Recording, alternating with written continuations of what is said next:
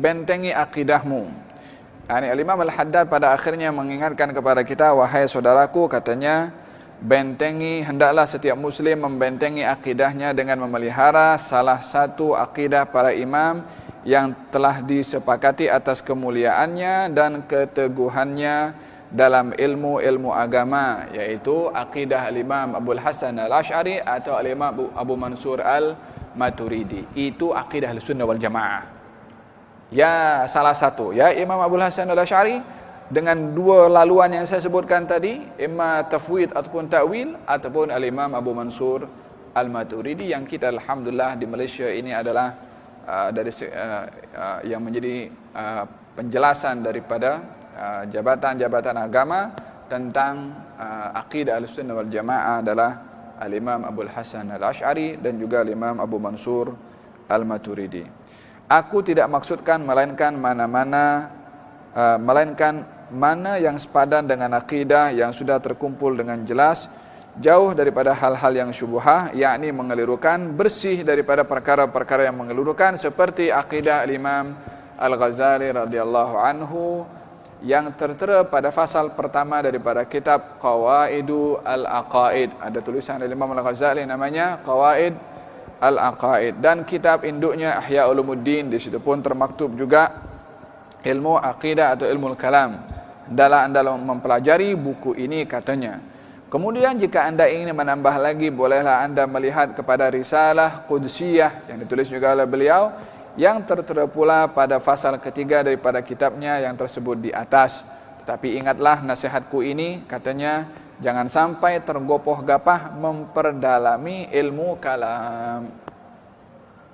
Ambil konsepnya Imam Zamakhsyari tadi, iman macam orang awam, simple, senang.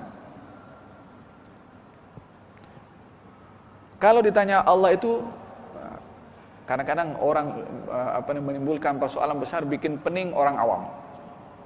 Kamu beriman kepada Allah, Allah itu di mana? Tak cukup kalau kita percaya Allah itu ada. Adakah akan menjadi persoalan besar nanti? Allah akan tanya, kamu tak tahu aku di mana? Wala malaikat akan tanya kepada kita, kamu tak percaya Allah ada di mana? Allah Subhanahu wa taala maujud.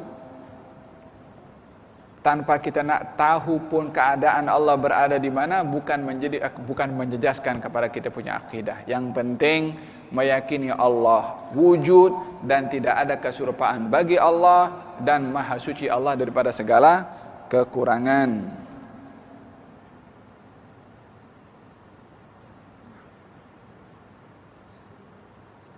Nanti akan banyak timbul soalan. Allah di langit pertama ke kedua? Langit yang ketujuh, oke, yang ketujuh. Kursi dan arsy di mana? Di bawah langit ketujuh atau di atas arsy yang ketujuh? Sidratul Muntaha di mana? Allah, hujung soalan tak akan habis. Lebih lagi yang akan memperbincangkan adalah golongan daripada orang-orang awam. Maka akan sampai kepada keraguan-raguan yang sepatutnya kita dah cukup yakin akan kewujudan Allah Subhanahu wa taala. Dengan soalan-soalan tertentu akan macam fil hadis dikatakan, syaitan bila mana ingin mengganggu seseorang akan ditanya dulu, yang cipta kamu siapa? Kalau Allah Subhanahu wa taala. Yang cipta Allah siapa? yakni mengelak daripada tergelincir memperbahaskan terlalu dalam tentang ilmu kalam kalau orang itu kurang punya dasar basic untuk nak masuk dalam ilmu kalam. Nak berhadapan dengan orang-orang yang mempunyai latar belakang falsafah Yunaniyah atau mempunyai falsafah ketuhanan yang salah, perlu kita mendalami ilmu kalam untuk berhadapan dengan mereka. Tapi belajar ilmu kalam untuk berhadapan dengan orang yang dah percaya, dah beriman Allah ada, nak dipertikaikan tentang akidahnya itu apa pasal? Dah menghadap kiblat, oke, iman kepada Allah ya, beriman kepada Nabi dan Al-Quran ya, masih akidahnya belum betul. Kasih betul yang belum Islam tuh. Yang dah beriman kepada Allah Subhanahu wa taala dan tidak meyakini adanya kekurangan kepada Allah, meyakini akan adanya kesempurnaan kepada Allah Subhanahu wa taala adalah memadai untuk dijadikan keimanannya adalah benar.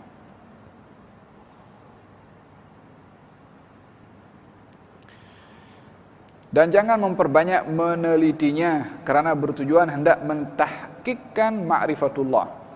Sebab Anda tidak mampu mencapai tuntutan Anda dalam ilmu ini kalau Anda masih hendak tahqiq dalam ma'rifat ini, maka hendaklah Anda lazimkan diri menjalani al-tariqah.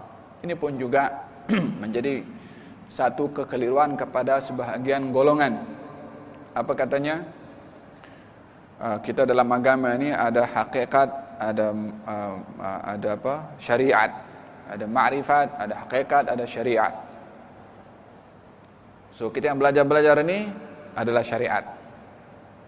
Saya sampai kepada ma'rifat wala hakikat, jadi tak perlu belajar.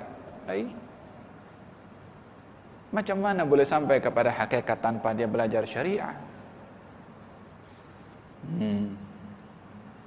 Aqimis salata li dzikri. Tunaikan salat untuk ingat kepada aku. Intipati salat, ingat Allah. Tak payah rukuk, tak payah sujud, tak apa. Yang penting pejam mata, ingat Allah, selesai masalah. Bukan tak ada golongan macam ni. Kononnya mereka lebih baik daripada yang lain, dah sampai kepada peringkat ma'rifat wala peringkat hakikat. Macam mana nak sampai kepada istilah-istilah yang begitu halus, dalam, luas, sementara masalah-masalah dasar, rukun-rukun. Kalau Syekh Abdul Qadir Jailani satu hari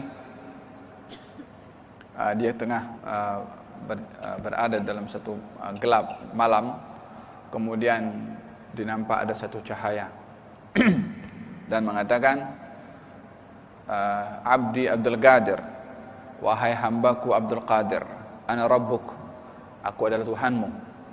Aku gugurkan kepada engkau segala kefarduan yang aku wajibkan kepada manusia. Karena kedudukannya Syekh Abdul Qadir Jailani, diambil dia punya selipar, dilempar itu cahaya.